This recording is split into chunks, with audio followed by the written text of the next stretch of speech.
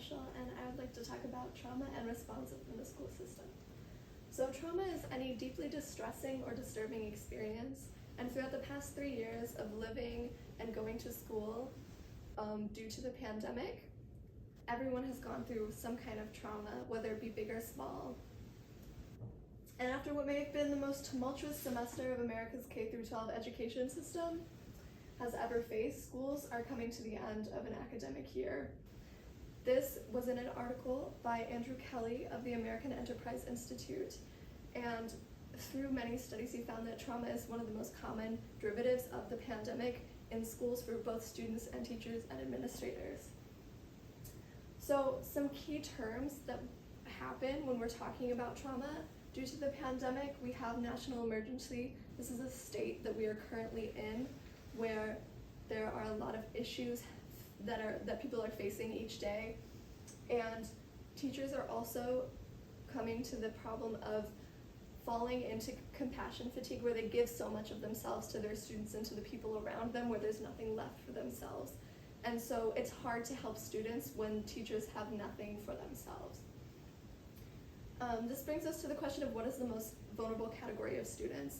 And through many studies, it has been found that students who come from impoverished families or districts are the most vulnerable category because all the problems and difficult situations that they faced before the pandemic have gotten so much larger and so much more difficult for them to face now that they're living during a pandemic and going to school, whether it be online or in person.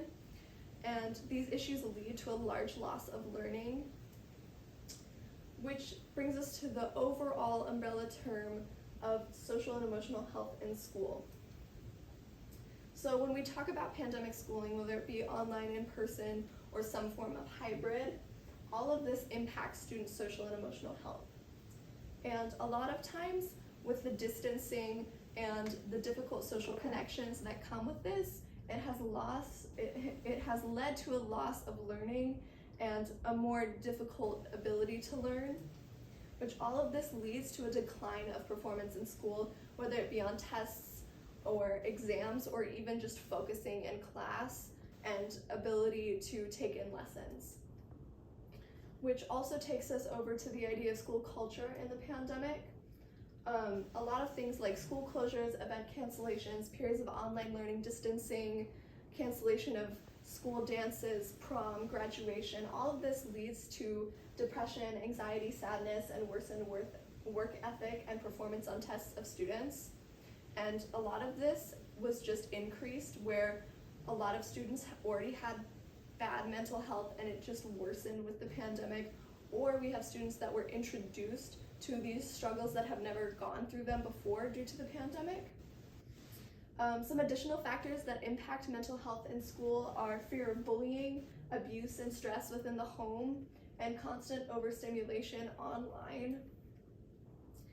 And all of these bad negative influences that come from the pandemic has brought schools across the nation and world to contemplate the question of what can schools do to help students struggling to cope with all of these issues. And so the solution is there is no solution. That is, there's no one solution. No one was given a pandemic manual that told them this is what you do to help students that are struggling with mental health, and this is what you do for students who are struggling in impoverished families, or students whose parents lost their jobs, or students whose parents still have their jobs and are stuck at home trying to raise themselves.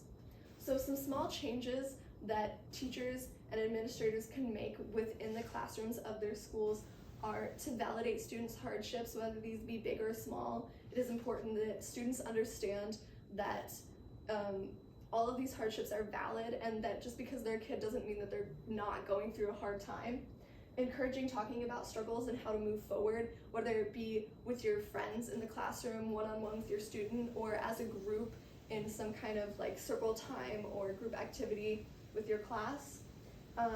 Also working on creating empathy within classrooms and teachers encouraging students to have a mutual understanding that everyone goes through struggling times and hard times and has issues that they face, and that it's important for students to understand each other and to feel understood.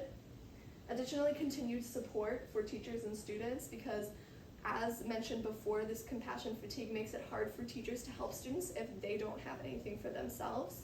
So it's important to have support for both teachers and students, as well as brain breaks to keep students positive so that they can have some kind of break or pause or a moment to breathe, because schoolwork can be stressful on top of all the things that come with life.